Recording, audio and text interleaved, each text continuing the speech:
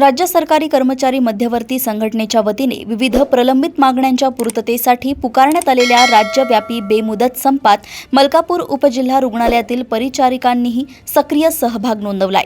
वारंवार निवेदने देऊन, बैठका घेऊन आणि शासनाशी चर्चा करूनही मागण्यांवर कोणताही ठोस निर्णय न झाल्याने कर्मचाऱ्यांनी अखेर संपाचे पाऊल उचलले आहे।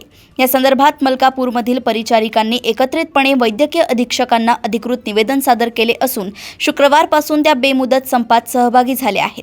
परिचारिकांच्या या निर्णयामुळे उपजिल्हा रुग्णालयातील दैनंदिन कामकाज, विशेषतः वॉर्डमधील रुग्णसेवा आणि तातडीचे उपचार यांवर मोठा परिणाम होण्याची शक्यता आहे।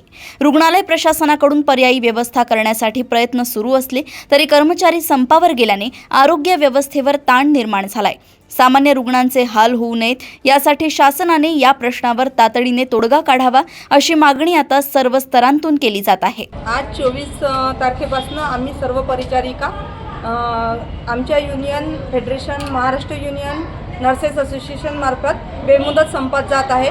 कारण आम्ही 21 तारखेला एक दिवसीय संपात केला होता, तरीसुद्धा मुख्यमंत्री साहेब यांनी आमच्या कोणत्याही संपाची दखल घेतली नाही, म्हणून आजपासून आम्ही बेमुदत संपात जात आहोत। त्यामध्ये आमच्या मागण्या अशा आहेत की 10, 20, 30 कालावधी पूर्ण झालेल्यांना कालबद्धी पदोन्नती मिळाली पाहिजे। त्यानंतर जे कर्मचारी 2005 नंतर लागले आहेत त्यांना राष्ट्रीय निवृत्ती योजना लागू केली पाहिजे। त्यानंतर आमच्यावर होणाऱ्या भ्याड हल्ले जे आहेत ते कलम 365 अंतर्गत त्यांच्यावर योग्य कारवाई केली पाहिजे।